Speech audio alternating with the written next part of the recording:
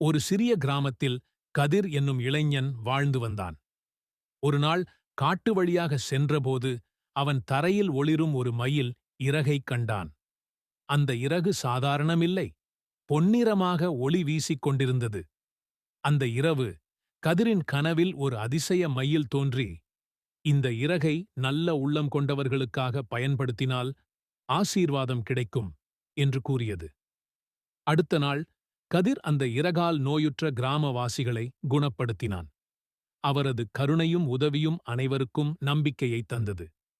ஆனால் ஒரு பேராசைக்காரன் அந்த இறகை கவர முயன்றான்.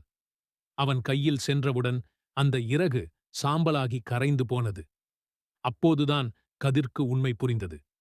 மந்திரம் இறகில் இல்லை, மனிதனின் மனசுக்குள்ள தான் இருக்கிறது. அதன் பிறகு கதிர் அந்த இறகை சின்னஞ்சிறு உதவிகளுக்கு பயன்படுத்திக் கொண்டே மக்களின் அன்பையும் மதிப்பையும் பெற்றான். இந்த கதை நமக்கு சொல்லும் பாடம், அன்பும் கருணையும் தான் வாழ்வின் மிகப்பெரிய மந்திரம்.